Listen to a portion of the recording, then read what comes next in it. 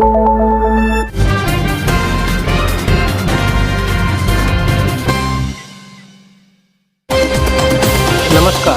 आप देख रहे हैं कोट न्यूज़ बुलेटिन। बानसूर से बहुत बड़ी खबर आ रही है। यहाँ बदमाश इतने बेखौफ हो चुके हैं कि आज दिन दहाड़े फायरिंग करने लगे। वारदात बाईपास चौक की है। आरोप है कि यहाँ थार गाड़ी में सवार होकर आए बदमाशों ने गोलीबारी की। इस गोलीबारी से बाजार के व्यापारियों में भय का माहौल है। सूत्रों के मुताबिक जमीन को लेकर दो पक्षों के बीच विवाद बताया जा रहा है और इसी वजह से फायरिंग का आरोप है। सूचना पर बानसूर पुलिस मौके पर पहुंची। सीसीटीवी फुटेज में आप देख सकते हैं कि बोलेरो और थार गाड़ी में दर्जन भर लोग आए हैं। देखिए, एक शख्स के हाथों में पिस्टल है और शायद ये हवा में फायरिंग कर रहा है। लेकिन हैरानी की बात यह है कि पुलिस पता नहीं क्यों फायरिंग के आरोप से इनकार कर रही है। आप देख सकते हैं कि ये लोग पत्थर भी फेंक रहे हैं। इस घटना ने लोगों के बीच दहशत कायम कर दी। बोलेरो गाड़ी ने रास्ते में खड़ी बाइकों को भी टक्कर मारी है। जिस प्लॉट के लिए दहशत कायम करने की कोशिश की गई है, ये वही कंस्ट्रक्शन साइट है। अरे यहाँ पे प्लॉट है जिसकी हमने 2002 में रजिस्ट्री कराई है 11 ईयर की, और हम अपना इसमें कंस्ट्रक्शन कर रहे हैं। तो इस कंस्ट्रक्शन को ज़बरदस्ती रुकवाने के लिए गुर्जर समाज के कुछ गुंडे करीब 20-25 होंगे, 3 गाड़ियों में अचानक आए, तेज़ गति से अचानक रोक के, और उन्होंने तुरंत हमसे मारपीट शुरू कर दी। और आते ही कम से कम तो 8-9 फायर उन्होंने अपने कट्टों से, उनके पास सबके पास करीब कट्टे थे, और उन्होंने अंधाधुंध फायरिंग करी और पत्थर फेंके और लक्ष्य मारा। तो लक्ष्य से मेरे भी यहाँ पे चोट आई। कोटपुतली पुलिस ने आज अवैध हथियारों के साथ 2 आरोपियों को गिरफ्तार कर बड़ी कामयाबी हासिल की है। एएसपी रामकुमार कसवा ने बताया कि कल्याणपुरा फ्लाईओवर के पास रघुनाथपुरा के गजेंद्र मीणा को गिरफ्तार किया गया है। उसके पास से कंट्री मेड लोडेड पिस्टल बरामद की गई है। इसी तरह कंवरपुरा कट के पास से जले सिंह गुजर को गिरफ्तार किया गया। उसके पास से 7.65 mm के 4 जिंदा कारतूस जब्त किए गए हैं। बदमाशों से पूछताछ जारी है। कोटपुतली में पूर्वा सिनेमा के पास एक सूने मकान में आज तड़के चोरों ने सेंध लगा दी।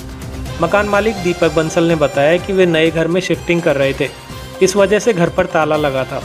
इस मकान में थोड़ा सा ही सामान रखा था। चोरों ने पूरे घर को उलट पलट कर दिया।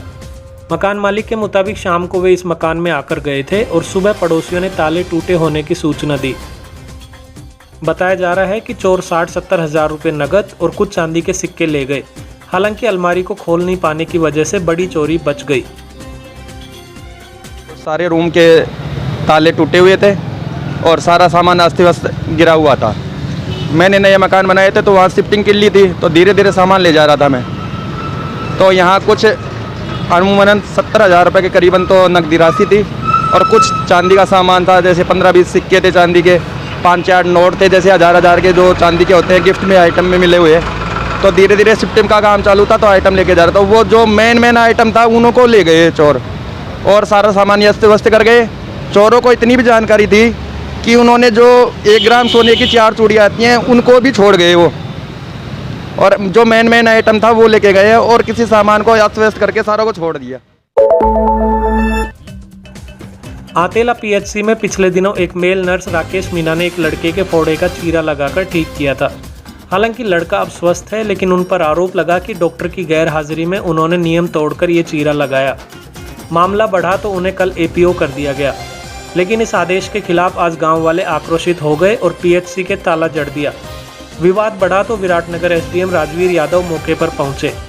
ग्रामीण राकेश मीणा को वापस आतेला पीएचसी में ही पदस्थापित करने की मांग पर अड़ गए। आखिरकार एसडीएम ने मौखिक आश्वासन देकर ताला खुलवाया और वैकल्पिक व्यवस्था के लिए एक डॉक्टर की यहां तैनाती की गई है। देखिए कोट न्यूज़ संवाददाता महेंद्र सैनी की रिपोर्ट। हम इस वक्त खड़े हैं आतेला के प्राथमिक स्वास्थ्य केंद्र में। यहाँ सुबह से एक बवाल हो रहा है। एक मेल नर्स हैं राकेश कुमार मीणा, उनको एपीओ कर दिया गया था कल, और उन्हीं का एपीओ रुकवाने के लिए और उनको वापस यहाँ पदस्थापित करवाने के लिए ग्रामीण यहाँ इकट्ठे हैं।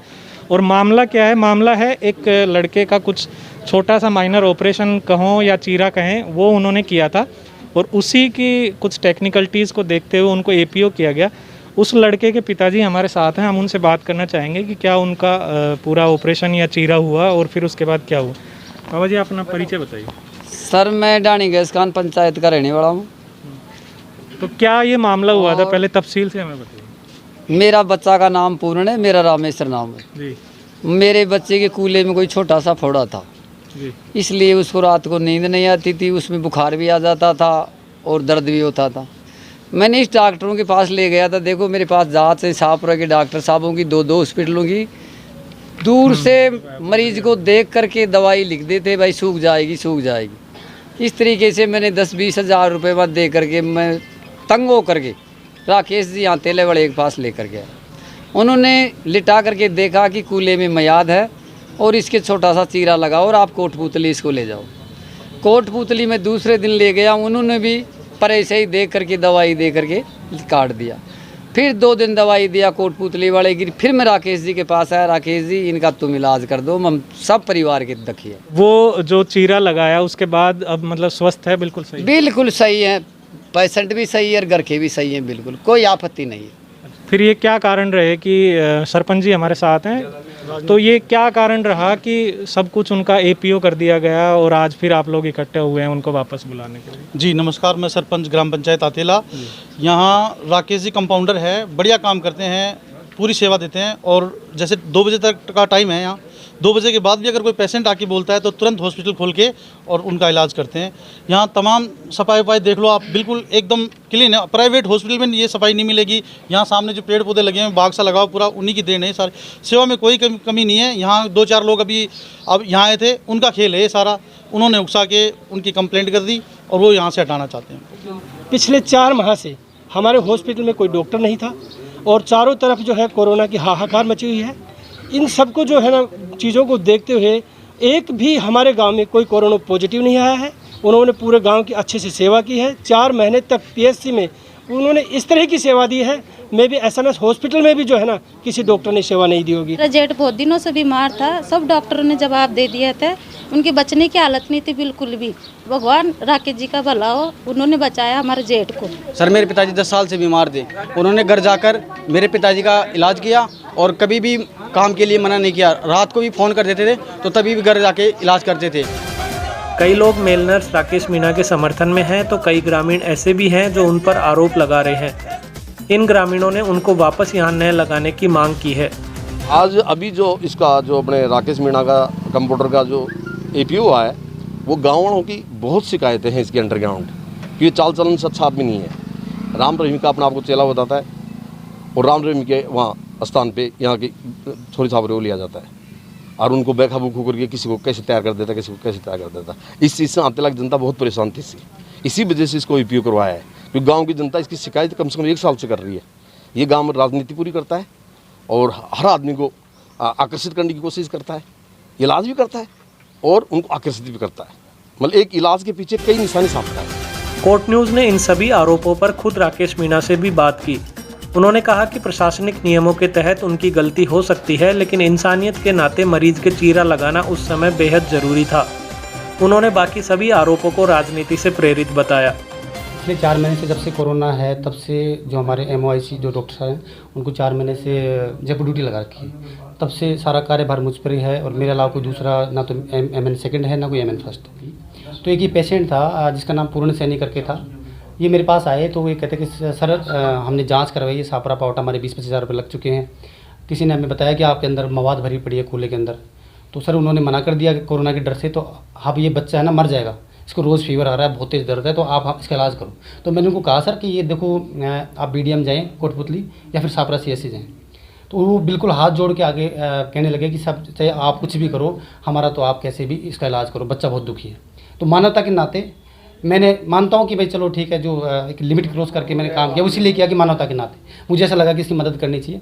मैंने सिंपल सा एक उसको देखा अंदर से टेस्ट करके, तो उसमें मवाद थी काफ़ी सारी। मैंने छोटा सा दर्द का इंजेक्शन लगाया पहले, उसके बाद में एक छोटा सा चीरा लगाया और सारी मवाद लगभग 250-300 ग्राम मवाद थी वो निकाल दी बाहर। सिंपल सा प्रोसेस है। मैं मानता हूँ जब डॉक्टर साहब थे ही नहीं तो वो साथ में टीम में कहाँ से होंगे। बाकी मेरा स्टाफ मेरे साथ था सारा। आज वो मरीज़ बिल्कुल ठीक है और मेरे साथ है। उन्होंने कभी किसी से कंप्लेन नहीं की। कुछ राजनीतिक लोग और कुछ स्वार्थी लोग जिनकी दुकानें हमारे हॉस्पिटल के अच्छे चलने की वजह से बंद पड़ी थी काफ़ी दिनों से। मेडिकल डिपार्टमेंट की जो गाइडलाइंस हैं, जो उनकी टेक्निकलिटीज़ हैं, उनके बारे में हम BCMO साहब से बात करेंगे। आपको सुनाते हैं उन्होंने क्या कहा। मेल नर्स ऐसा कर नहीं सकता, लेकिन जब डॉक्टर है नहीं वहाँ तो मरीज़ का हित का ध्यान में रख के कुछ किया भी जा सकता है। तो ये तो सरकारी प्रक्रियाएं हैं, एपीओ होना रही है, सरकार में कुछ गलतियाँ करता है तो उसको सज़ा भी मिलती है, तो इसमें मैं भी कुछ नहीं कर सकता। इस मामले में मैं दर्शकों को बता दूं कि जब से उनको एपीओ किया गया सारे ग्रामीण यहाँ इकट्ठा हुए और यहाँ ताला लगा दिया गया। फिलहाल एसडीएम साहब के आश्वासन के बाद ताला खोल दिया गया है। एसडीएम साहब ने क्या कहा वो सुनिए। गाँव वालों की डिमांड थी कि वो अच्छा वर्कर है, अच्छा काम करता है, गाँव की भलाई के लिए हमेशा तत्पर रहता है। हमने इस बात से सीएमओ साहब को अवगत करवाया। उन्होंने कहा कि हमारी जाँच चल रही है और जाँच में सब जो पेशेंट है जिसका ऑपरेशन किया गया तो उसके पेरेंट्स के बयान लिए गए हैं। ऐसी कोई गंभीर चूक नहीं है और अभी जांच जारी रहेगी।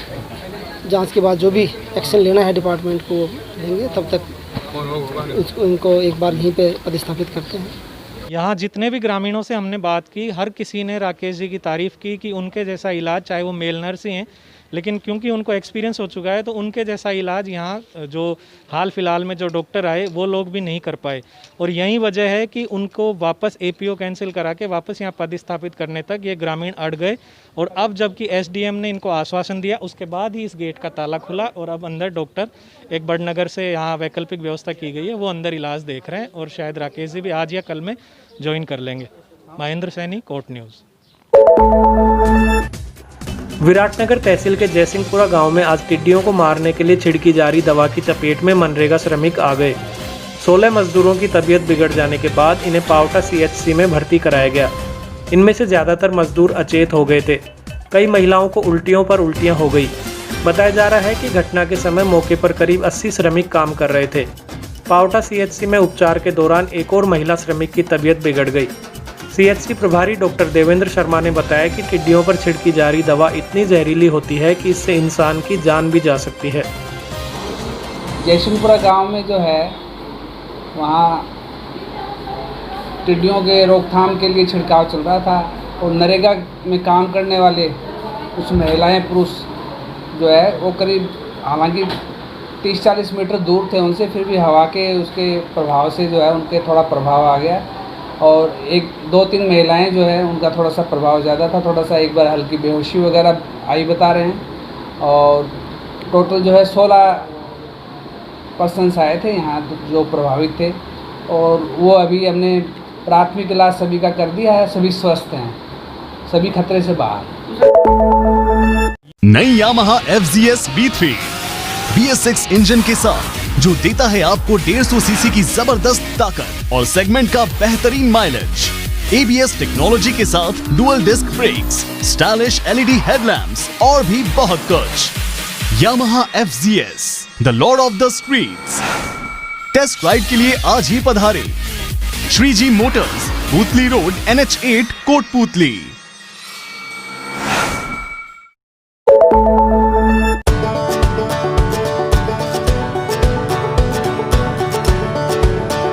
DPWS has left no stone unturned to bring to the doorstep of the learners an education cum extracurriculum package that would help them be future ready. DPWS provides world-class sports facilities like half Olympic-sized swimming pool, state-of-the-art badminton and basketball courts, skating rink. The school has GPRS-fitted buses. The school has blended learning with smart class facilities in each classroom. The music and instrumental classes have the latest technology. Children are taught guitar, congo, tabla, harmonium, and the list is endless. The art and craft classes help the children develop imagination and dexterity.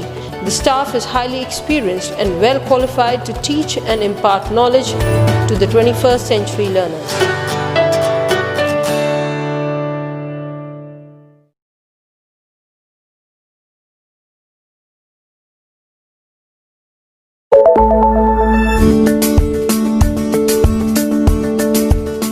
Acres campus, more than 1200 students, 150 plus teachers and staff, state-of-the-art classrooms, classroom coaching for NEET, JEE.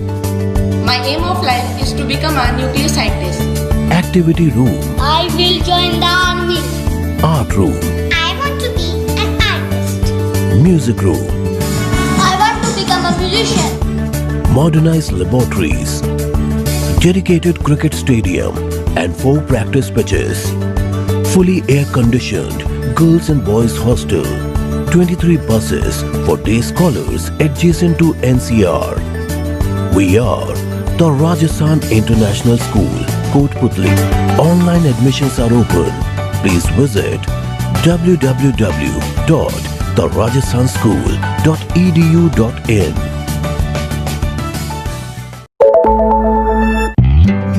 ताज़ा तरीन updates के लिए हमारे Facebook page को like और follow कर लें। साथ ही यूट्यूब पर कोट न्यूज़ चैनल को सब्सक्राइब कर लें। वीडियो को लाइक करना भी न भूलें। फिलहाल के लिए इतना ही। नमस्कार।